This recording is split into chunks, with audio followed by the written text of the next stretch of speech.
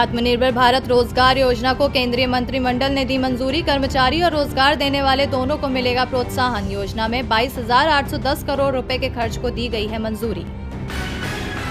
Supreme court ने Facebook, Google और Amazon जैसी वित्तीय कंपनियों के संचालन को लेकर केंद्र सरकार से मांगा जवाब। न्यायाधीश DN पटेल और न्यायमूर्ति प्रतीक जालान की पीठ ने वित्त एवं विधि मंत्रालयों को जारी किया नोटिस।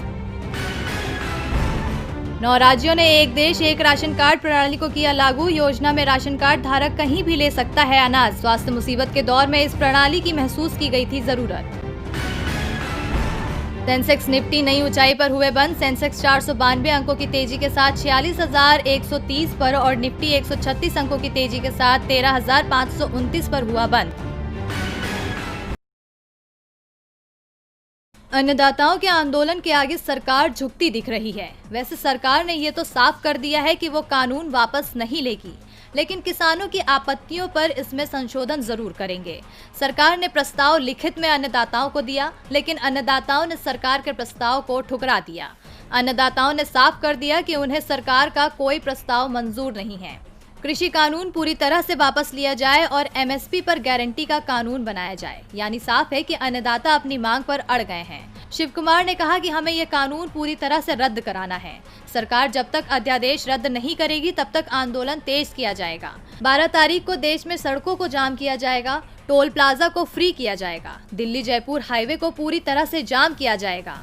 14 तारीख को पूरे देश में धरना प्रदर्शन शुरू होगा। इसके साथ ही अंबानी और अडानी का बहिष्कार किया जाएगा। इन कंपनियों के ऑफिसों का घेराव किया जाएगा। इस बीच अन्नदाताओं के समर्थन में विपक्षी दलों का एक प्रतिनिधिमंडल राहुल गांधी के नेतृत्व में राष्ट्रपति से मिला। विपक्षी नेताओं ने राष्ट्रपति से मोदी सरकार की शिकायत करते हुए कहा कि सरकार पूरी तरह से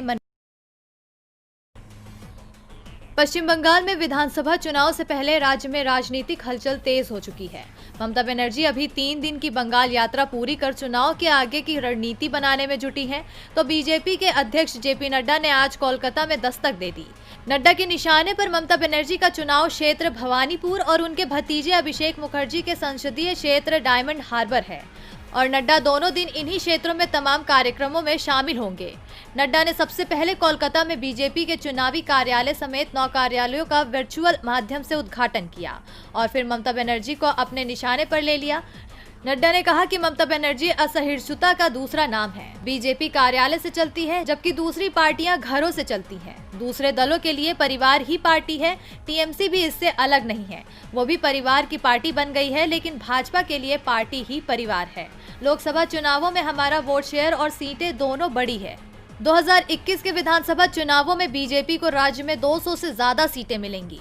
नड्डा कोलकाता में TMC को घेरने में लगे हैं, तो दूसरी ओर ममता बनर्जी भी बीजेपी को घेरने का मौका नहीं छोड़ रही हैं।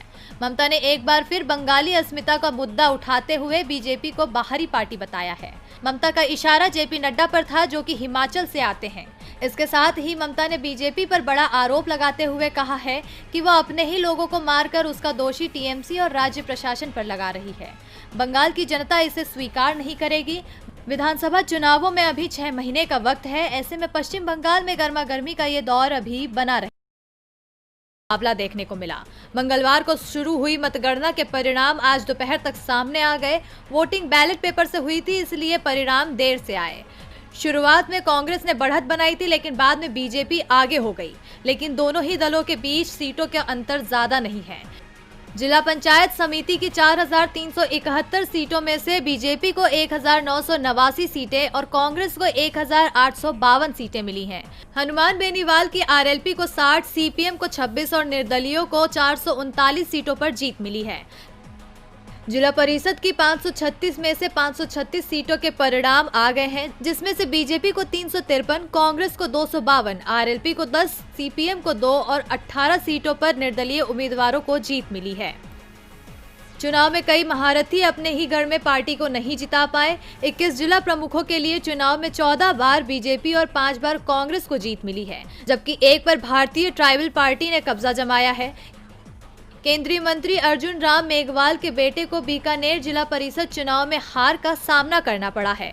पूर्व डिप्टी CM सचिन पायलट के गढ़ टोंक और अजमेर दोनों ही जगह बीजेपी को जीत मिली है। अजमेर में रघु शर्मा गहलोत कैबिनेट में चिकित्सा एवं स्वास्थ्य मंत्री भी हैं। गहलोत कैबिनेट में युवा मामले और खेल मंत्री अशोक चांदना के निर्वाचन क्षेत्र हिंडौली में 23 में से 13 पंचायत समितियों पर बीजेपी का कब्जा हो गया है। कांग्रेस को सिर्फ 10 सीटें ही मिल पाई हैं।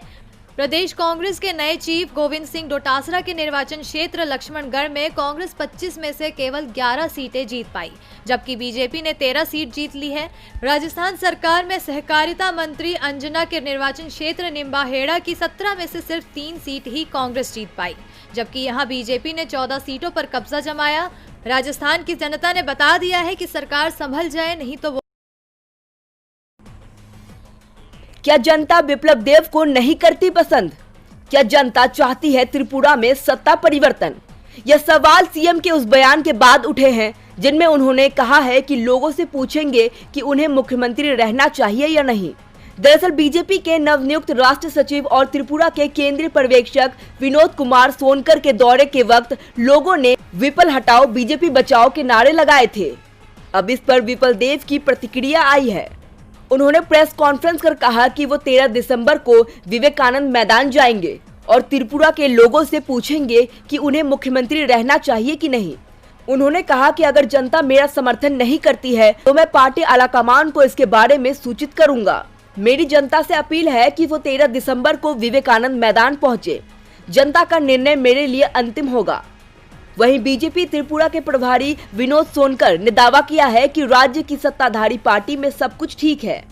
उन्होंने कहा कि मैंने और सीएम दोनों ने पार्टी के राष्ट्रीय अध्यक्ष से बात की है। सीएम को त्रिपुरा के लोगों की सेवा करनी चाहिए। अगर कोई मसला है तो पार्टी इस पर गौर करेगी। भले ही त्रिपुरा बीजेपी में सब ठीक है, लेकिन इसके संकेत नहीं दिख रहे हैं। अक्टूबर में ही त्रिपुरा बीजेपी के असंतुष्ट विधायकों ने पार्टी अध्यक्ष जेपी नड्डा से मुलाकात की थी। उन्होंने नड्डा से राज्य में खराब सरकार के प्रति चिंता भी जताई थी। अब सीएम के खिलाफ नेताओं से लेकर जनता तक आवाज उठ रही है। अब देखना होगा कि क्या बीजेपी सीएम का चेहरा बदलती है या नहीं। महाराष्ट्र में गठबंधन सरकार में जारी खटपट पर चुटकी लेते हुए बीजेपी हमेशा सूबे में अपनी सरकार बनाने का दावा करती है, लेकिन अब उद्धव सरकार गठबंधन को मजबूत कर बीजेपी को कोई मौका नहीं देना चाहती। यही वजह है कि वो गठबंधन की प्रमुख कड़ी शरद पवार को खुश करने में जुटी है। महाविकास अघाड़ी सरकार अब एनसीपी प्रमुख शरद पवार को खास बर्थडे गिफ्ट देने जा रही है। उद्धव ठाकरे की नेतृत्व वाली शिवसेना, कांग्रेस और एनसीपी गठबंधन की सरकार ग्रामीण विकास से जुड़ी एक स्कीम शुरू करने जा रही है, जिसका नाम शरद पवार के नाम पर रखा जाएगा। शरद पवार 12 दिसंबर को 80 साल के पूरे होने जा रहे हैं। महाराष्ट्र में मौजूदा गठबंधन सरकार के गठन का सबसे ज्यादा श्रेय शरद पवार को ही दिया जाता है। लिहाजा अघाड़ी सरकार भी शरद पवार के सम्मान में उनके नाम से ग्रामीण विकास से जुड़ी स्कीम लाने की योजना बना रही है। एक अंग्रेजी अखबार की खबर के मुताबिक ग्रामीण विकास से जुड़ी इस स्कीम का नाम शरद पवार ग्राम समृद्धि योजना रखने का प्लान है। मनरेगा के तहत दिए जाने वाले रोजगार भी इस स्कीम से जोड़े जाएंगे। कहा जा रहा है कि इस स्कीम का मुख्य उद्देश्य किसान और गांवों का विकास है। हालांकि इसकी अंतिम रूपरेखा क्या होगी ये फैसला होना अभी बाकी है, लेकिन सरकार के इस फैसले से महागठबंधन सरकार को मजबूती जरूर मिलेगी, जबकि बीजेपी के अरमानों पर पानी फिरेगा। बदलाव के भी कोई संकेत नहीं है। केंद्रीय माध्यमिक शिक्षा बोर्ड के परीक्षा नियंत्रक सन्याम भारद्वाज ने कहा कि सीबीएसई के पास 2021 में 10वीं और 12वीं की बोर्ड परीक्षाओं में देरी करने की कोई योजना नहीं है। सीबीएसई बोर्ड परीक्षा पहले की ही तरह फरवरी-मार्च में ही होगी। सीबीएसई अधिकारी का ये बयान उस खबर के कुछ दिन बाद आया है जिसमें कहा गया था कि इस बार भी बोर्ड की परीक्षा ऑनलाइन न होकर लिखित होगी। साथ ही उन्होंने कहा कि सीबीएसई के लिए ऑफलाइन मोड 2021 की बोर्ड परीक्षा आयोजित करना कठिन नहीं होगा। उन्होंने कहा कि महामारी के बीच बोर्ड ने सफलतापूर्वक कंपार्टमेंट परीक्षाएं पूरी करवाई है। इसी आधार पर हम महामारी के बीच ऑफलाइन माध्यम से परीक्षा करवाएंगे। ये भी कहा गया है कि छात्रों को 2020 की तुलना में 2021 में महामारी और लॉकडाउन के कारण कक्षाओं में हुए नुकसान। लक्ष्मी विलास बैंक के बाद अब एक और बैंक के ऊपर भारतीय रिजर्व बैंक की गाज गिरी है।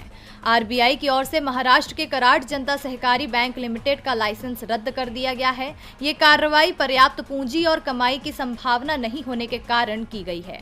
आरबीआई ने एक बयान में कहा है कि बैंक के 99% से अधिक जमाकर्ताओं को deposit insurance and credit guarantee corporation यानी DICGC से अपने जमा का पूरा भुगतान मिलेगा।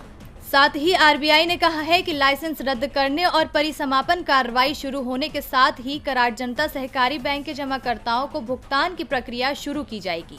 परिसमापन पर प्रत्येक जमाकर्ता केवल डीआईसी-जीसी से 5 लाख रुपए तक की अपनी जमा राशि के पुनर्भुगतान का हकदार है। लाइसेंस रद्द होने के साथ ही अब ये बैंक भविष्य में कारोबार नहीं कर सकेगा। इसके साथ ही महाराष्ट्र के सहकारी समितियों के रजिस्ट्रार और सहकारिता आयुक्त से भी अनुरोध किया गया है कि वे बैंक को बंद करने और एक परिसमापन नियुक्त करने का आदेश जारी करें। बता दें कि स्वास्थ्य मुसीबत के बाद से देश की आर्थिक स्थिति में काफी बदलाव आया है, जिसके चलते भारतीय रिजर्व बैंक आए दिन बैंकों पर कार्रवाई कर रही है। इससे पहले भी आरबीआई ने ऐसी कार्रवाई की थी जिसमें लक्ष्मी विलास बैंक को परेशानियों का सामना करना पड़ा था।